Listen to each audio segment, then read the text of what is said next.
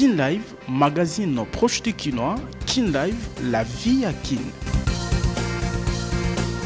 Mbote bandeko balandi Kin Live ya lelo ekopesa mana bizi eke basango na mokuse.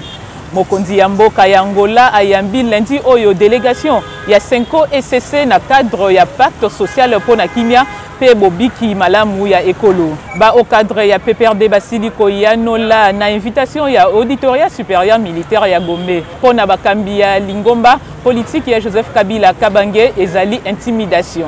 Élargissement ya présidium ya Union Sacrée de la Nation, Justin Bitakwira apesi mikolo mibale na André Mbata ya kolongola liste na ye oyo eto cité kilo ya bakonzi mususu. Na ngambo mosusu ba député provinciaux ya Kwilu batelemeli na mungongo makasi mokano ya vice-premier ministre chargé intérieur Jacquemaine Chabani ya ko suspendre élection ya bureau définitif ya assemblée provinciale ya Kwilu. Sima ya ko contrôler Kinshasa, RDC, Afrique pe mokini mobimba, toyaka kopesa bino basango, Kin Live toujours proche des Kinois. Kin Live, magazine proche des Kinois. Kin Live, la vie à Kin.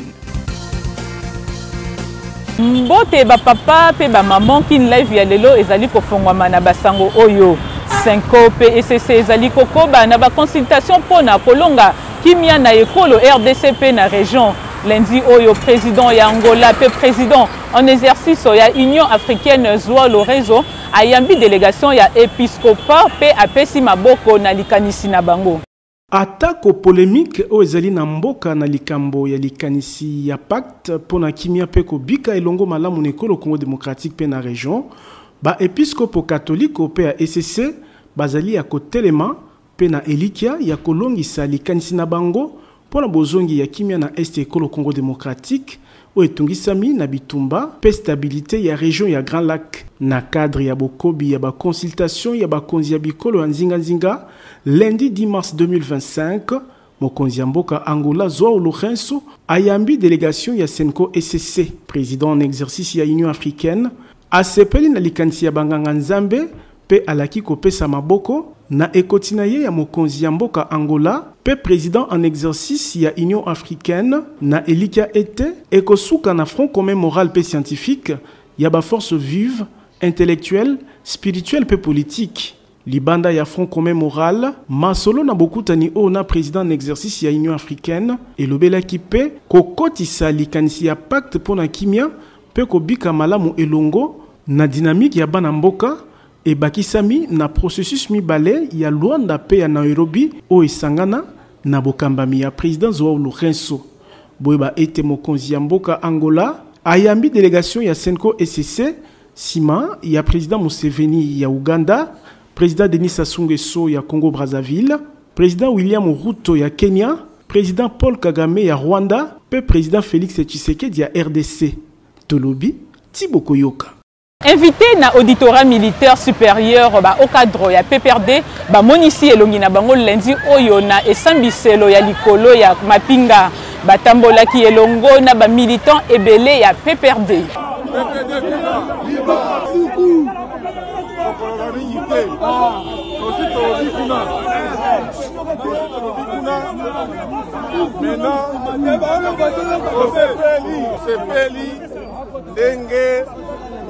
Les militants accompagnés Kai,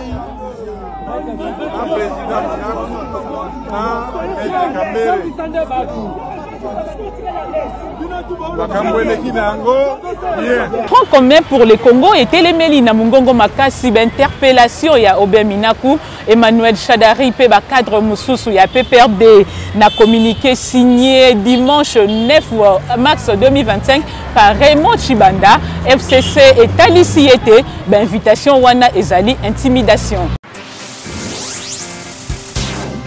Kin Live, magazine proche des Kinois. Kin Live, la vie à Kin.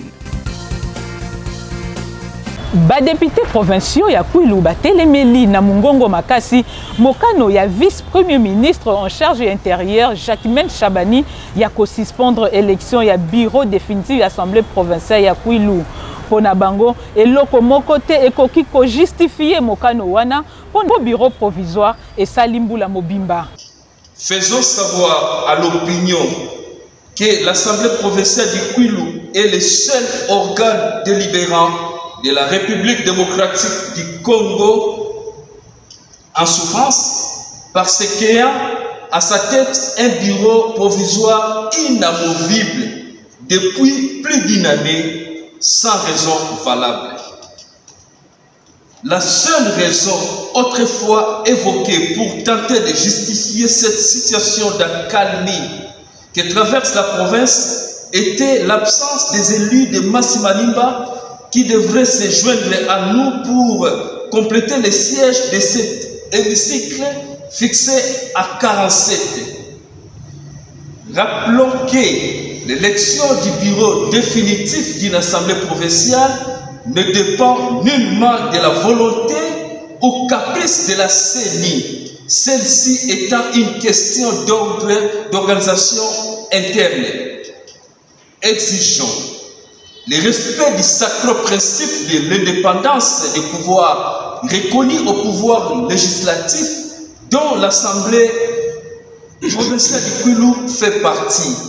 Élargissement et présidium ya Union sacrée de la nation, Justin Bitakwira a pesi mikolo mibale na André Mbata ya kolongola liste na ye oyo eto cité kilo ya bakonzi mususu. Bobimi ya molongo ya 40 membres ya présidium ya Union sacrée engebene ndingisa mokonzi mboka Félix Tshisekedi et salami lolenge longobani te po ba poids lourd mingi ya Union sacrée de la nation ba monanité na liste publiée samedi na professeur André Mbata secrétaire permanent ya plateforme politique monene oya Félix Tshisekedi moko na bango Justin Bitakwira wana ye kopesa likanisi na likambo ya réajustement ya présidium ya Union sacrée moponami ya Fizi na Ituka ya Sud Kivu apesi secrétaire permanent ya famille politique na ye mikolo mibale pona kobandela liste na ye.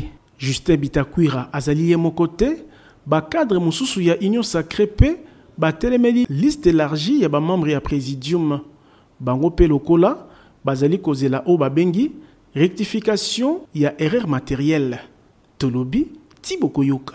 Agression ya RDC na Rwanda ba notable ya Grand Bandundu ba sengi na bilenge ya kokota na mulongo ya forces armées de la République démocratique du Congo pona kobundela mboka na nzela ya déclaration esalemaki nzinga ya honorable Christophe Mboso batalisi soutien na bango na mokonzi ya mboka Félix Antoine Tshisekedi.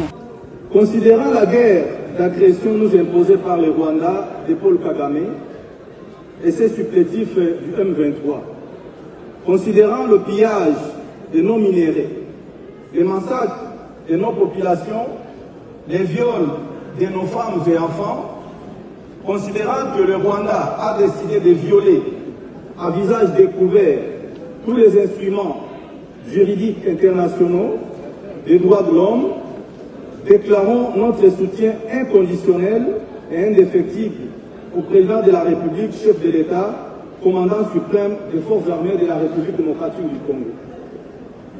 Déclarons notre soutien aux forces armées de la République démocratique du Congo et aux compatriotes Ouazalènes.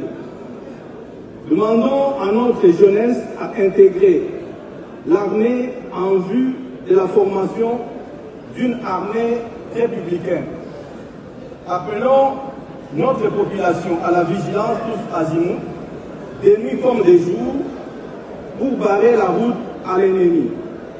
Enfin, demandons à la communauté internationale de prendre les sanctions réelles à la hauteur des exactions que le Rwanda commet en République démocratique du Congo. Mbula Matadi ya RDC asangisaki mokolo le 8 mars banganga mayele pona komanyola lolenge kani kobatela mobimba ya mabele ya RDC kotala agression ya mboka RDC na Rwanda. Premier ministre Judith Suminwa oyo akambaki molulu abeti sete na koloba eke souveraineté ya RDC etali ba congolais nyonso. Nangonga makama mapinga ya Rwanda ezali kosala contre ba mama na Est ekolo Congo démocratique ezali kokoba koganga na mokolo ya bokundoli le 8 mars Mbula Matadi esilaki kosangisa banganga mayele ba scientifique pe ba étudiant na makita babengi colloque ya bobatelami ya bonsomi pe mobimba ya mabele ekolo Congo démocratique organisé na ministère ya enseignement supérieur pe universitaire milulu ya mikolo misatu oyo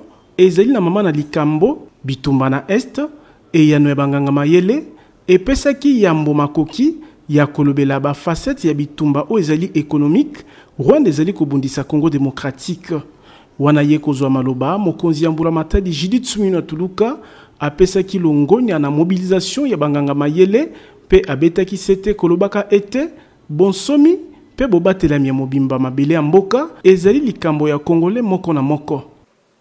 Cette thématique pensée et voulue en guise de contribution du sous-secteur de l'enseignement supérieur et universitaire constitue, à juste titre, la réaction appropriée de la science face à la mobilisation générale lancée par le président de la République, chef de l'État, son Excellence Félix-Antoine Tshisekedi Tshilombo, en soutien à nos vaillants militaires et patriotes Wazalendo, engagés au front pour la défense de notre pays. Ba recommandation ya ndenge na ndenge epesamaki na ba participants kati na yango bokoti ekolo Congo démocratique na mémorandum étali crime de guerre pe intégration ya intelligence artificielle na stratégie nationale pour prévenir ba conflit pe ba violence na ngambu na ye ministre ya enseignement supérieur pe universitaire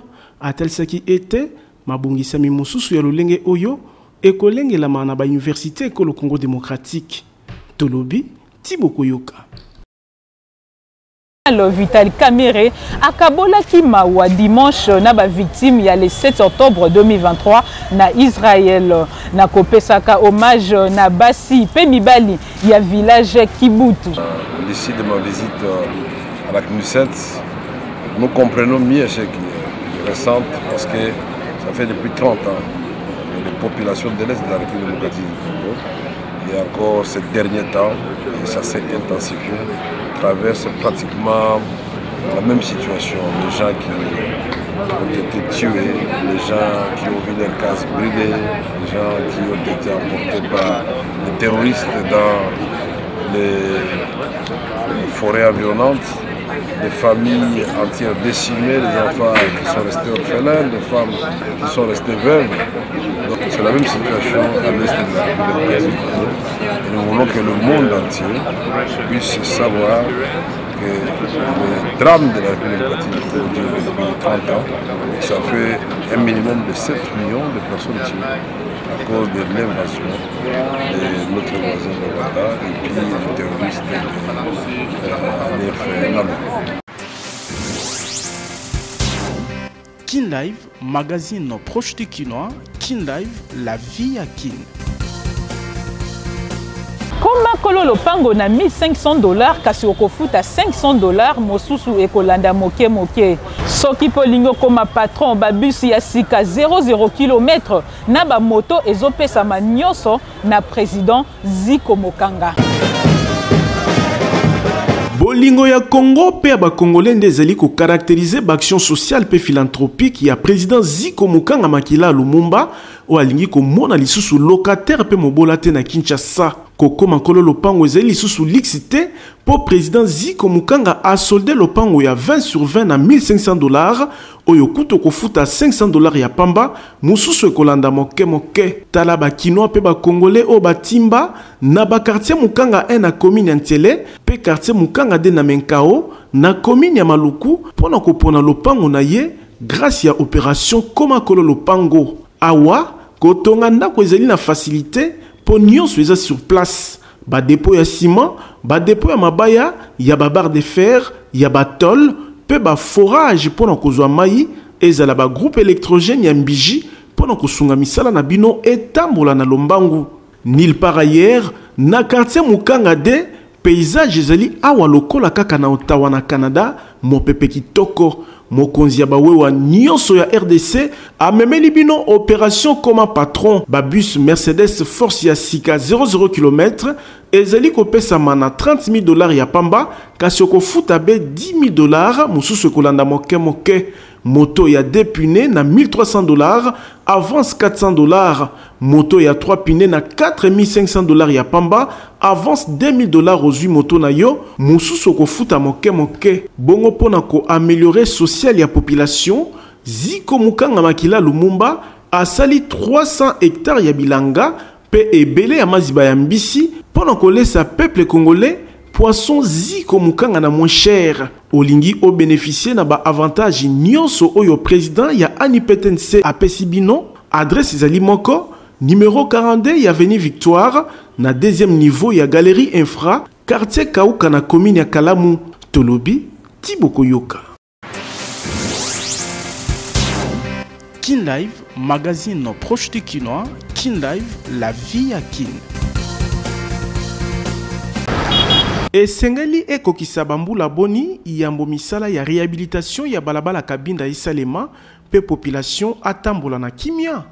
Mutuna ya bakinois kotala lolenge balabala monene o izali kobeba kolala kolamuka tozali na bokutani ya kabinda na Wileri pene ya usine Pain Victoire na commune ya Lingwala awa banzela nyonso mibale e koma mabulu likambo o ezali kosunga bakumbi te ya kotambola lolenge longobani na ngambu ya Pain Victoire kutu kabinda ebongona ebale kokamwa po mutuka eleka na o esika esengeli ezala 4x4 pe koyeba nzela noki te odinda na mai bakinois bamituni vision nini gouverneur ya Kinshasa azali na yango pona commune ya Lingwala Barumbu pe Kinshasa.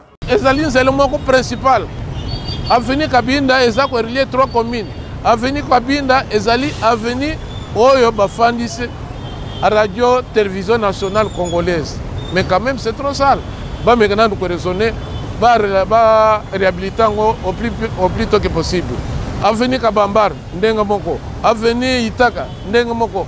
Ba maintenant nous couper priorité na ba grandes avenues oyo ezali na commune ya Kinshasa eza ko relier Lingwala, eza ko relier pe Barumbu.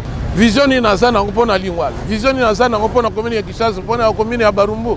Vision ni bazana ngo. Bakumbi moto na bateki ya nzinga bakamwe komona ete mbula misatu na ndambo eleki uta esika oyebeba kasi réaction ya bakonzi ezali te.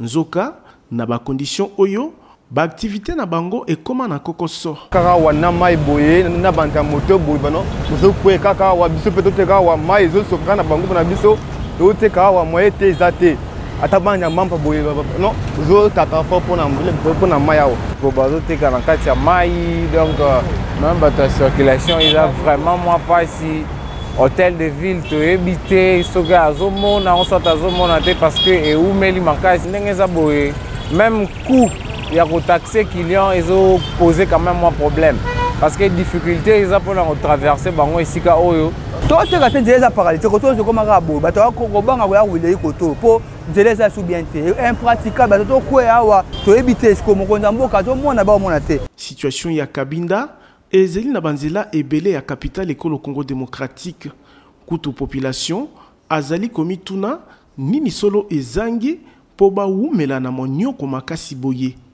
Tolobi Tiboko Yoka. Convoyager na mikili ya poto est comme facile na bokasi ya agence de voyage Tour du Monde service oyo ezali ko faciliter visa ya États-Unis, Canada, Europe pe bipai nyonso olingi. Ezo umela Canada. Azo pesa visa Canada. Soki kuna esimbaka te popola makolo yaka kotoyo po temes ezali na code ya déverrouillage po ozwa visa.